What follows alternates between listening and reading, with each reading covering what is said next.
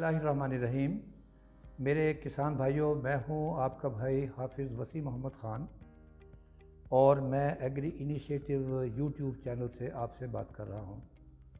हमें कोरोना से लड़ना है और सोशल डिस्टेंस को बरकरार रखना है, इसलिए आप जहां भी जाएं आप इन चीज़ों को मद्देनज़र रखें।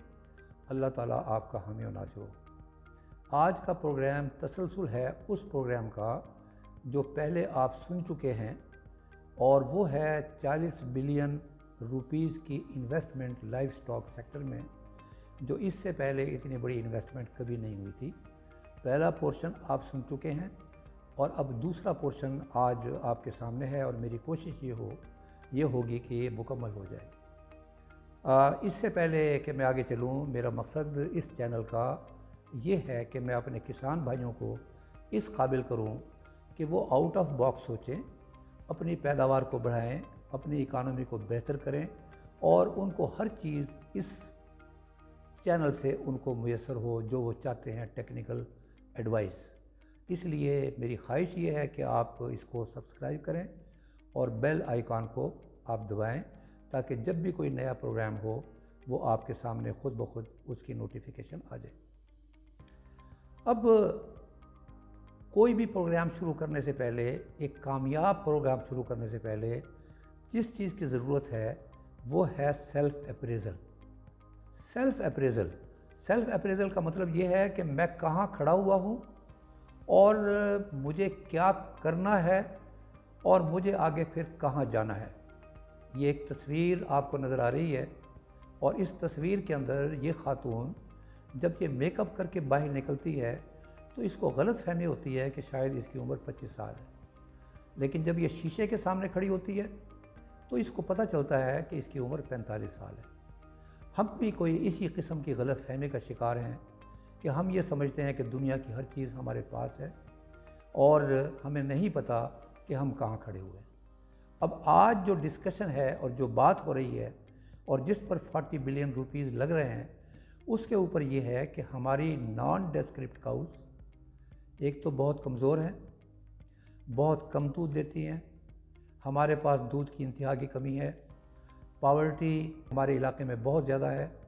हमने दूध बढ़ाकर पावर्टी को भी ख़त्म करना है। ये हमारा एक सोच है, ये एक हकीकत है और उसका तरीक़ा हमने ये निकाला है कि हम अगर होस्टियन फ्रीजियन का सीमन इंपोर्ट करके इन नॉन डिस्क्रिप्टिव काउस को लगाएंगे तो उसके नतीजे में पैदा होने वाली जो जनरेशन है वो दूध ज़्यादा देगी। हमने आज इसी के बारे में अपनी बात को मुकम्मल करना है। अब उसके लिए जब भी आपका कोई प्रॉब्लम हो, सबसे पहले आपने अपनी सेल्फ़ अप्रेज़ल करनी है। उसका मतलब है ख़ुद एहतिसाबी, कि मैं ख़ुद कहाँ खड़ा हुआ हूँ और मुझे कहाँ जाना है और मुझे क्या तरीका है अख्तियार करना है। ये अब दूसरी तस्वीर है और ये है कि एक्शन प्लान, कि हमने क्या एक्शन प्लान करना है, कि अगर हम इन पैसों को डबो भी सकते हैं, इन पैसों को हम प्रोडक्टिव बना सकते हैं। जिस तरह ये आदमी अपना दांत निकलवा रहा है, शायद फौरी तौर पर इसके दर्द में कोई कमी वाक़ई हो जाए, लेकिन इस बात का भी इम्कान है कि जिस टूल से और गंदे टूल से ये निकाल रहा है और जिस तरीके से निकाल रहा है, इस बात का भी इम्कान है कि इसके मुंह में कैंसर ना फैल जाए। तो लिहाजा हमें एहतियात करनी है इस बात की कि ये चीज़ जो है, ये जो 40 बिलियन रुपीज़ की जो इन्वेस्टमेंट है, इसके वही नतीजे बाहर निकलने चाहिए जो हम चाहते हैं। जमशेद चीमा साहब मेरे बड़े पुराने छोटे भाई हैं और मैं आउट ऑफ बॉक्स उनकी थिंकिंग का बड़ा कायल हूँ। मुझे याद है 2010 के करीब पेमको के CEO डॉक्टर हामिद जलील साहब, जो ख़ुद एग्रीकल्चर लाइफ स्टॉक के एक्सपर्ट हैं, उन्होंने मुझसे कहा कि मुझे एक ऐसा आदमी मिलाएं जो एग्रीकल्चर का हो और उसकी सोच जो है उसका विजन बहुत बड़ा हो। तो मैंने डॉक्टर जमशेद इकबाल चीमा साहब का नाम उनको रिकमेंड किया। जमशेद साहब उनसे मिले और बाद में उनका मुझे शुक्रिया का टेलीफोन आया कि यस रियली वो ये आदमी जो है ये दानिश्वर है और इसने मुझे काफ़ी बातें ऐसी बताई हैं कि जो अगर हम अडॉप्ट करें तो हम एग्रीकल्चर को जंप दिला सकते हैं और इससे बेहतर तब्दीली आ सकती है। तो मुझे बड़ी खुशी हुई है कि अब ये मिनिस्ट्री ऑफ फूड सिक्योरिटी में एडवाइज़र हैं और जो जो चीज़ें ये लेकर आ रहे हैं, ये 40 बिलियन रुपीस वाली जो इन्वेस्टमेंट है ये भी इन्हीं की जानिब से आ रही है। और इनकी एक और ख़ूबी ने मुझे बड़ा मुतासिर किया है, वो मुतासिर ये किया है कि ये मुख्तलिफ स्टेक होल्डर से मिल रहा है। अभी रिसेंटली कल परसों ये समीडा में गए, समीडा के लोगों से बात की, डिस्कशन की, और मैंने वो सोशल मीडिया पर इनकी तस्वीर देखी और नीचे उसके ऊपर उसकी तफसील एक प्रेस रिलीज़ भी था कि जमशेद इकबाल चीमा साहब एडवाइज़र टू पीएम, उन्होंने समीडा का दौरा किया और वहाँ से ब्रीफिंग ली। और उस ब्रीफिंग के नतीजे के अंदर बताया ये गया कि देसी काऊ का एक भी फार्म ऐसा नहीं है जो सक्सेस स्टोरी कहलाया जा सके। जितने भी फार्म हैं सक्सेस स्टोरी वाले, वो होस्टियन फ्रीजियन के हैं या जर्सी के हैं, एग्जॉटिक ब्रीड्स के हैं। अब मुझे समझ में नहीं आती कि स्मॉल मीडियम एंटरप्राइज ये बेसिकली उन लोगों के लिए है जिनके पास 4-5 गायें हैं या 60-70 गायें हैं। ये हवाला उन लोगों का दे रहे हैं जिनके पास हज़ारों के हिसाब से गायें हैं। और ये भी इन्होंने समीडा के मैंडेट में शामिल है कि पॉवर्टी एलिविएशन के अंदर ये स्मॉल और मीडियम एंटरप्राइज को फ़रोग देकर अपना रोल अदा करेंगे। अब ये जिन लोगों के नाम इन्होंने बताए हैं, इनमें एक मनशा डेयरीज़ है, सफ़ायर है, मुन्नू ब्रदर्स हैं, डाडा फार्म्स हैं, तकरीबन 16 बड़े फार्म्स हैं। इन 16 बड़े फार्म्स में सफ़ेद पोश कितने हैं और गरीब कितने हैं? जो मैं देखता हूँ और वो मैं ये देखता हूँ कि 3-4 चीज़ें इनके पास हैं। एक हैवी इन्वेस्टमेंट है जो नॉन डिस्क्रिप्ट वाले के पास नहीं है। इनके पास अपने जानवरों के लिए प्लेंटी ऑफ खुराक है, नॉन डिस्क्रिप्ट वाले के पास नहीं है। इनके पास बेहतरीन HR है, यहाँ तक कि सफ़ायर के और मनशा डेयरीज़ के अंदर और मुन्नू डेयरीज़ में ये अपने मैनेजर बाहर से लेकर आए हैं। पाकिस्तानी मैनेजर इन्होंने शुरू में भर्ती नहीं की है। और यही हाल JK फार्म्स का भी है कि ये इनके पास ये तमाम चीज़ें अवेलेबल थी और इसलिए ये एक सक्सेस स्टोरी बनी। कब बनी? कि जब 2010 और 11 के अंदर जो पहली लॉट 2200 जानवरों की नेस्ले यहाँ पर लेकर आया, वो सारी की सारी बर्बाद हो गई। आते ही उनको मुख्तलिफ बीमारियों से वास्ता पड़ा और वो कामयाब नहीं हो सका। उसके बाद फिर ये शौकत अजीज़ साहब के ज़माने के अंदर जब ये बात आई कि आप कि टेक्सटाइल में घाटा पड़ रहा है, तो उन्होंने कहा कि दूध जो है वो अफ़ीम के भाव बिक रहा है, हेरोइन के भाव बिक रहा है, आप दूध क्यों नहीं पैदा करते? तो लिहाजा इन लोगों ने शुरू किया। मुझे याद है निशात डेयरीज़ का वो खातून, बड़े जिगरे वाली खातून है कि शुरू में कितने जानवर मरे हैं लेकिन उसने हिम्मत नहीं हारी और आज वो वाकई सक्सेसफुल स्टोरी। अब सीमन जो है जो बाहर से आ रहा है, होस्टियन फ्रीजियन का और जर्सी का, नाम मैंने पहले वाला सुना है। मैं आपको एक कहानी छोटी सी बनाना चाहता हूँ कि 1984 के अंदर गवर्नमेंट ऑफ पंजाब ने, उस वक्त एक खातून वज़ीर लाइफ स्टॉक थी, गालिबन साजिदा नैयर आबदी इस किस्म का नाम उनका था, उनको एक पूरी प्रेजेंटेशन दिखाई गई जिस तरह आज बताया जा रहा है कि सिवाय होस्टियन फ्रीजियन के अलावा हमारा कोई रास्ता हमारे लिए नहीं बचता। तो उनको ये पूरी की पूरी रिपोर्ट बताई गई कि ये देसी जानवरों पर हम टाइम बर्बाद कर रहे हैं, इससे हमारे दूध की जो तफावत है वो पूरा नहीं होगा, दूध की डिमांड पूरी नहीं होगी। लिहाजा ये एक प्रोजेक्ट है 200 काउस का और इसको हम यहाँ पत्तों की में, जहाँ आज बफलो रिसर्च इंस्टीट्यूट है, इस जगह पर एक इंस्टीट्यूट बनाया गया और उसका नाम था research institute of physiology of animal reproduction. और यहाँ 200 जानवर फ्रीजियन, प्योर फ्रीजियन और प्योर जर्सी वो मंगवाए गए, एयरलिफ्ट करवाए गए अमेरिका से, और 200 जानवर यहाँ पहुँचे। और उसी के साथ ये सोचकर कि जो यहाँ से इन जानवरों से, जो बछड़ों से हमें सीमन मिलेगा, हम एक SPU बनाते हैं और वो बना खैरी मूरत ज़िला अटक में, और वहाँ से वो सप्लाई होता रहा। अब ये पीछे एक स्लाइड आपको नज़र आ रही है। जब ये 1984 में आया, पहले तो 16 जानवर जो है वो पहले रास्ते में मर गए, बाकी रह गए 184। 184 को पूरे डिपार्टमेंट ने संभाला, रिसर्च इंस्टीट्यूट ने संभाला, और जो पहले साल जो उसकी पैदावार थी वो पैदावार उतनी थी जितनी बताई गई। और सन 2000 तक ये पैदावार घटते घटते उसी लेवल पर आ गई जिस लेवल पर हम बात कर रहे हैं नॉन डिस्क्रिप्टिव की। और उसके बाद मैं सीमन की बात नहीं कर रहा हूँ, मैं जानवरों की बात कर रहा हूँ। उसके बाद इन जानवरों को कादराबाद भेज दिया गया और इसको बफलो रिसर्च इंस्टीट्यूट का नाम दिया गया, और वहाँ पर लिखा गया कि ये काबिल अमल नहीं है, यानी कि सीमन नहीं, जानवर काबिल अमल नहीं। फिर इनको कादराबाद भेजा गया और 1 महीने के अंदर 50 गायें वहाँ पर मर गईं। और उसकी रीज़न ये थी कि ब्लड पैरासाइट्स जो इसमें सोए हुए थे, जब इनको सफ़र की स्ट्रेस पड़ी तो वो सब जाग पड़े और लोगों के पास उसका इलाज नहीं था। ये फेल्योर कहानी है उसकी, जो लाइफ स्टॉक डिपार्टमेंट के अंडर एक बड़ा प्रोजेक्ट शुरू किया गया था और उसके बाद ये हाल हुआ है। तो ये मैं आपको बताना चाहता था कि चूँकि यहाँ पर कोई हैवी इन्वेस्टर प्राइवेट सेक्टर से नहीं आया और ये गवर्नमेंट सेक्टर में ही होता रहा है काम, इसलिए ये आपको फेल्योर नज़र आता है। अगर ये प्राइवेट सेक्टर में होता, जिस तरह आपने 2-4 गरीबों के नाम लिए हैं, अगर उसमें होता तो इसने नाकाम नहीं होना था जिस तरह आजकल ये नाकाम नहीं है।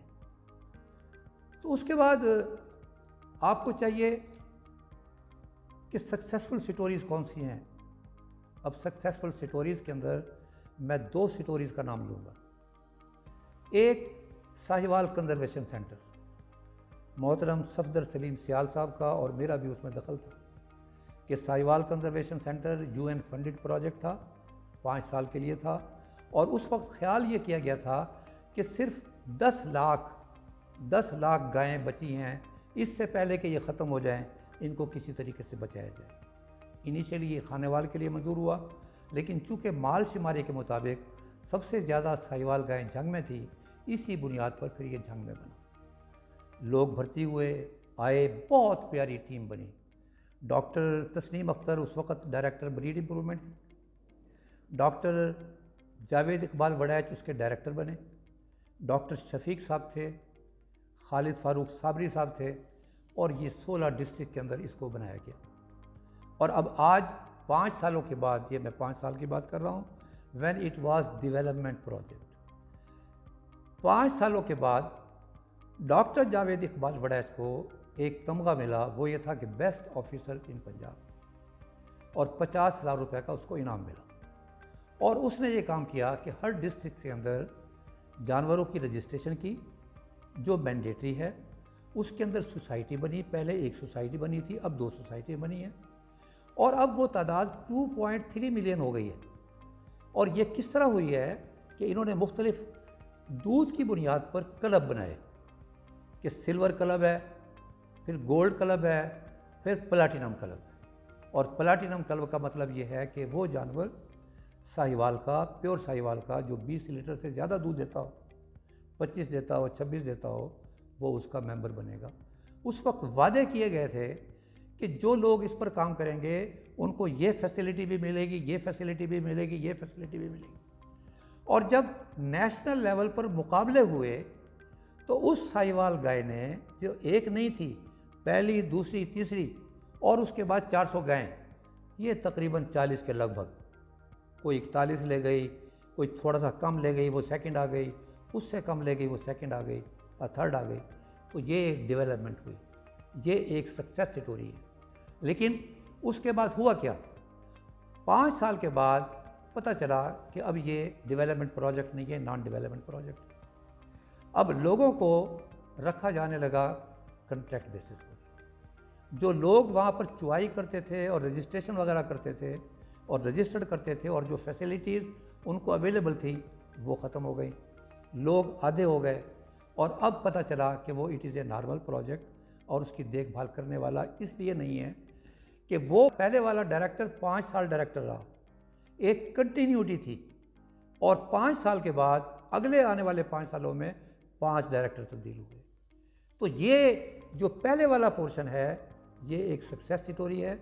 इसको हमने अनसक्सेसफुल कैसे किया वो मैंने आपके सामने रखा। दूसरा प्रोजेक्ट जो सक्सेस स्टोरी है वो थी जर्मन फंडेड प्रोजेक्ट GTZ का अदारा किसान।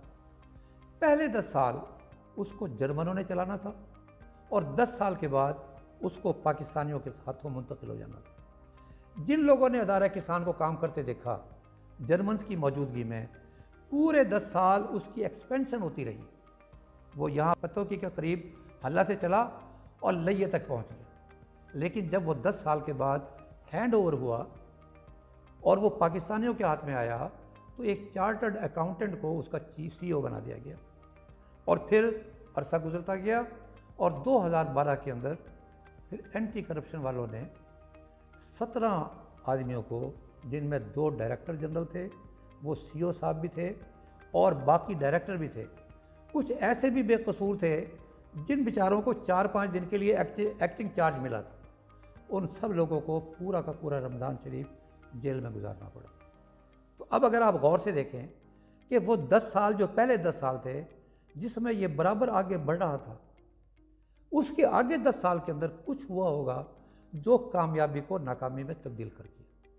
अब मेरा ज़ाती ख्याल ये है कि हमें इस तरफ तवज्जो देने की ज़रूरत है कि हम अपने जो ये प्रोजेक्ट है इसके अंदर प्राइवेट इन्वेस्टर को लेकर आएँ। जिस तरह प्राइवेट इन्वेस्टर उधर आया है होस्टियन फ्रीजियन में, अगर वो साहिवाल की तरफ आएगा तो वो ज़्यादा सक्सेसफुल होगा। उसकी एक सिंपल रीज़न ये है कि एक तो इसके मिल्क की क्वालिटी, जिसे हम A2 कहते हैं, ये उससे कहीं बेहतर है। दूसरी बात यह है कि इसके बछड़े को, इंक्लूडिंग नॉन डिस्क्रिप्टिव को, इसके बछड़े को इसकी वैल्यू बहुत ज़्यादा है। और बाहर की मार्केट में जो हमारा फीड लॉट बिजनेस है वो इसी बात पर ग्रो कर रहा है। आज आप दूध की बात कर रहे हैं, आज की मार्केट की मैं बात कर रहा हूँ कि वो बछड़े भी अवेलेबल नहीं हैं। अगर हम सेक्स सीमन रखते हैं, वो जो हाल होगा सो होगा, तो बछड़ों की कमी भी पूरी हो जाएगी। ज़रा एक चक्कर लगा कर देख लें मुल्तान मंडी का और झंग मंडी का और किसी और मंडी का, तो आपको पता चलेगा कि availability of cows, male cows की क्या पोजीशन है। अब मैं ऐसा समझता हूँ कि हमें वापस जाना चाहिए साहिवाल कंजर्वेशन की तरफ। और सिर्फ साहिवाल की जब मैं बात करता हूँ उसमें साहिवाल नहीं है, उसके अंदर चोलिस्तानी भी है, उसमें भागनाड़ी भी है, उसमें थरपारकर भी है। और अगर आप ये देखेंगे कि वो मुझे पश्तो का एक शेर याद आ रहा है जिसका उर्दू में तर्जुमा है। उर्दू में तर्जुमा ये है कि मेरे अंदर बेशुमार खूबियाँ हैं लेकिन एक ख़राबी है और वो भूख की ख़राबी है, और ये भूख मेरी किसी खूबी को बाहर नहीं आने। अब इस नॉन डिस्क्रिप्ट काउज जो अल्लाह ताला का देन है और गरीब का सरमाया है, गरीब की सारी जो जायदाद है और सारी जो उसके ज़िंदा रहने की जो उसके अंदर सलाहियत है वो इन नॉन डिस्क्रिप्ट काउज की तरफ से है। अगर हम इसकी भूख को ख़त्म कर दें तो इसकी बेशुमार खूबियाँ बाहर आएंगी। दुनिया के अंदर मैंने ये देखा है कि एक काऊ जिसका नाम बोरान काऊ है और वो सोमालिया, इथोपिया और कीनिया के बॉर्डर पर मिलती है, एक वो और एक चोलिस्तानी, ये जब भी इनको खुराक अच्छी दी गई इन्होंने अपनी पैदावार को डबल कर दिया। जिस तरह यहाँ पर मैंने बताया है कि साहिवाल काऊ की जब देखभाल की गई तो जो फर्स्ट आने वाली 40 लीटर वाली काऊ जो है ये कैसे इसने 40 लीटर दे दिया। अब ये भी देखने की बात ये है कि नॉन डिस्क्रिप्ट काऊ जो 400 किलोग्राम की है और जो होस्टियन फ्रीजियन 750 किलोग्राम की है, दोनों की खुराक में भी आधे आधे का फ़र्क है। तो लिहाजा करने का काम ये है कि हम ये सीमन को इंपोर्ट ना करें। ये एक और माफिया का केस बन जाएगा, ये नैब और एंटी करप्शन में जाएगा, इसलिए कि जाहिर है इसमें कुछ इंपोर्टर्स को फ़ायदा होगा और फिर बाद में ये भुगतान पड़ेगा गवर्नमेंट को भी और उन लोगों को भी जो नेक नियति के साथ ये काम कर रहे हैं। करने वाला काम ये है कि इस वक्त पाकिस्तान में प्राइवेट सेक्टर सीमन के अंदर फ्लोरिश कर रहा है। इसको हर किस्म का सीमन दुनिया के किसी कोने से मिल रहा है और प्राइवेट सेक्टर भी, कारपोरेट सेक्टर भी, दरमियान वाले भी और जो नॉन डिस्क्रिप्ट वाला भी जो है उसको भी वो अवेलेबल है। इसको आप फ्लोरिश होने दें। ये आप जब फ्लड करेंगे तो ये प्राइवेट सेक्टर जो है वो उस तरीके से आगे नहीं भागेगा जिस तरह इस तरह भाग रहा है। दूसरा ये है कि मैस वैक्सीनेशन होनी चाहिए। ये एक प्रोग्राम चला था पहले, बड़ा अच्छा प्रोग्राम चला था कि हमारे पास एफएमडी फ्री जोन नहीं है। ऐलान होता है लेकिन प्रैक्टिकली ऐसा नहीं होता। थोड़ी देर के लिए बुखार चढ़ता है और जिस तरह दवाई खाने से बुखार उतर जाता है, इस तरह वो बुखार भी उतर जाता है। ये चीमा साहब को पॉलिसी में लेकर आना चाहिए कि ये FMD free zone, free country बने। और उसका सबसे ज़्यादा शिकार ये नॉन डिस्क्रिप्टिव वाले हैं, क्योंकि पहले ही उन बेचारों में जान नहीं होती और जब ये एफएमडी आती है तो वो ले बैठती है। तीसरी चीज़ जो है वो इनकी खुराक का बंदोबस्त करें और वो खुराक उनके डोर स्टेप पर पहुँचाएँ। उनमें अवेयरनेस क्रिएट करें कि यही एक गाय है, अगर 3 लीटर से ये 10 लीटर देना शुरू कर दे तो इतनी आमदनी आपकी ज़्यादा होगी और ये आपकी माशी हालत को बेहतर करेगी। और एक और काम जिसका हमें करना चाहिए वो AI टेक्नीशियंस, इनकी हमें ट्रेनिंग करनी चाहिए ताकि जॉब क्रिएशन हो। और अगर 50,000 बच्चे भी इस तरफ आते हैं तो ये सब के सब खप जाएंगे, इन लोगों को रोज़गार मिलेगा और at the same time as per choice of the farmer उसको वो चीज़ भी मिलेगी। तीसरी चीज़ मैं आपसे कहना चाहता हूँ, और ये मैं ख़ास तौर पर पर्सनली अपने भाई जमशेद इकबाल चीमा से बात करना चाहता हूँ कि जब तरबेला डैम की बात आती है और मंगला डैम की बात आती है तो किसी आदमी का नाम जहन में आता है। जब हम मोटरवे पर जाते हैं तो जब भी किसी का नाम जहन में आता है। तो एक बड़ा काम जो आप करने वाले हैं, ये जो आप बाहर से डोजेज इंपोर्ट कर रहे हैं, इसका मतलब ये है कि 3 साल के बाद भी ये डोज इंपोर्ट करनी पड़ेगी। हमारे पास 2 SPU हैं, एक करानी वाला, एक कादराबाद वाला। दोनों की टेक्नोलॉजी 70 की टेक्नोलॉजी है, ये आउटडेटेड हो चुकी है। अब दुनिया जो है वो जीनोमिक सिलेक्शन पर जा चुकी है। जीनोमिक सिलेक्शन जो है उसकी बुनियाद 2 चीज़ों पर होती है और बड़ी चीज़ जो है वो डेटा पर है। अब साहिवाल कंजर्वेशन वालों ने और चोलिस्तान के अंदर करानी वालों ने इतना डाटा इनके पास मौजूद है जहां आप DNA से पता कर सकते हैं कि इस जानवर का पोटेंशियल कितना है। इसी तरह बफलो ब्रीडिंग एसोसिएशन ने भी बड़ा काम किया है प्रोजेनी टेस्टिंग के ऊपर। ये चीज़ हमारे पास मौजूद है और ये चीज़ मौजूदगी का फ़ायदा उठाते हुए आप एक SPU बनाएं बेस्ड ऑन जीनोमिक सिलेक्शन। और ये आइंदा 50 साल तक इस गवर्नमेंट की और आपकी याद दिलाता रहेगा और इस मुसीबत से निजात दिलेगा।